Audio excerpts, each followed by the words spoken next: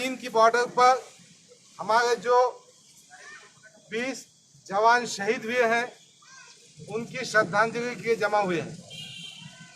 आज का ये प्रोग्राम मजलिस इत्तेहादुल मुस्लिमीन ने हमारे कायद खासदार इम्तियाज जलील की हिदायत पर मुनक़्क़द किया है। एक और बात जो समझने की है, आज हम महात्मा गांधी के स्टैच्यू के पास खड़े हैं।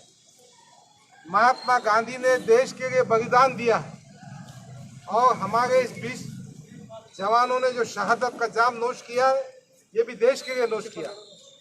यहाँ इस मौके पर एक बात और कहना चाहता हूँ कि गुज़िश्ता कई दिनों से मजलिस के कायद बैरिस्टर असदुद्दीन अवैसी हिंदुस्तान की मरकजी हुकूमत को आगाह कर रहे थे कि चीन से होशियार रहिए, अपनी पॉलिसी अच्छी बनाइए, मगर हुकूमत ने इस पर कोई ध्यान नहीं दिया। हुकूमत की कोशिशें सिर्फ इस मामले पे लगी हुई है और मीडिया भी इस काम पर लगा हुआ है। आपने देखा कि हमारे हिंदुस्तान की शान, हिंदुस्तान की धड़कन, हिंदुस्तान को मोहब्बत करने वाले, इस देश को गंगा जमे तहजीब देने वाले, तमाम इंसानों के चाहने वाले, सबके चहीते गरीबुल नवाज ख्वाजा अजमेर चिश्ती को एंकर बदनाम कर रहा है, बेइज्जती कर रहा है। यानी हुकूमत किस सिमत में जा रही? हुकूमत इन बातों पे कोई तवज्जो नहीं करती, इसलिए इस किस्म के वाक़यात हो रहे हैं।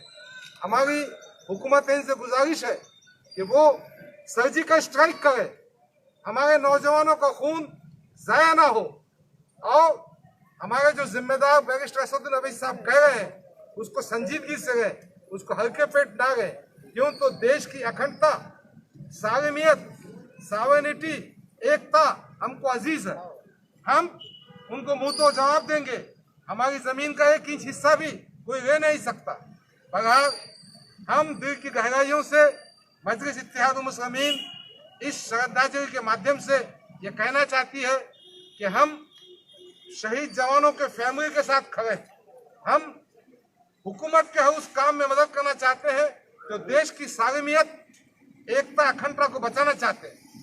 हम चीनी ये जो बुज़दिलाना हरकत है उसकी मजम्मत करते हैं और हुकूमत से गुजारिश करते हैं कि हमने इसका जवाब देना चाहिए, हमने हमारी ज़मीन की हिफाजत करना चाहिए।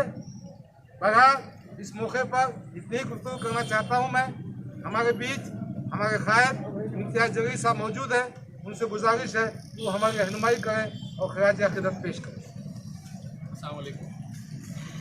ये प्रोग्राम हम बहुत बड़े लेवल के ऊपर करना चाह रहे थे, लेकिन जैसा कोरोना वायरस का भी ख़तरा पूरी तरह से टला नहीं है और कल जब ये बात सामने आई तो पुलिस की तरफ से एक रिक्वेस्ट का फ़ोन आया था। उन्होंने कहा था कि सब चूँकि कोरोना वायरस का ये है, आप ज़्यादा भीड़ को इकट्ठा मत करिएगा। ये जितने लोग हैं मैं समझता हूँ वो औरंगाबाद शहर की और ज़िले की नुमाइंदगी करते हैं। यहाँ पर तादाद मायने नहीं रखती है। यहाँ पर जो जज्बे के साथ हम लोग इकट्ठा हुए हैं वो ये पैगाम देने के लिए इकट्ठा हुए हैं कि इस मुश्किल घड़ी के अंदर इस मुल्क के अंदर रहने वाले हर शख्स को किस तरह का गुस्सा है ये देखकर कि हमारे 20 नौजवान सिपाही, जाबाज सिपाही, इन लोगों की जान गई। और ऐसे मौके के ऊपर हम तो ये समझ रहे थे कि जिस दिन चाइना ने यह हमला किया उसके दूसरे ही दिन हमें इस मुल्क के 56 इंच का सीना दिखाई देगा, लेकिन चूँकि वो दिखाई नहीं दिया, इसीलिए ये पैगाम इस मुल्क की सरकार को भी पहुंचाना ज़रूरी है कि अगर इस तरह से हमारे जाबाज सिपाहियों को अपने ही घर में घुसकर अगर कोई चाइना इस तरह की हरकत करता है और अगर हम उसे बर्दाश्त करते हैं तो आज इस मुल्क की हालत क्या है ये शायद 70 सालों के अंदर कभी हुआ नहीं है कि नेपाल, जो मेरे हिसाब से जिसके लिए हमारा एक गुड्डी लाइन या लोटाकारंजा या चेलेपुरा ही काफ़ी है, वो भी आज हमें तेवर दिखा रहा है। तो आज मुल्क की हालात ऐसे हालात इसके ऊपर आके खड़े हो गए हैं कि जहाँ पर छोटे मोटे प्यादे भी अपने आप को शेर समझने लग गए हैं। और आज अगर हम ये एकजहती का सबूत नहीं देंगे और हम ये पैगाम नहीं पहुंचाएंगे कि हमने ही सुना था, मोदी साहब ने एक बार ये कहा था कि अगर वो एक सर हमारा काट कर लेकर जाएंगे तो वो जाके वहाँ से 20 लेकर आएंगे। तो अब हमारे 20 गए हैं, अब वहाँ से वो कितने जाकर लेकर आते हैं ये हमें देखना है।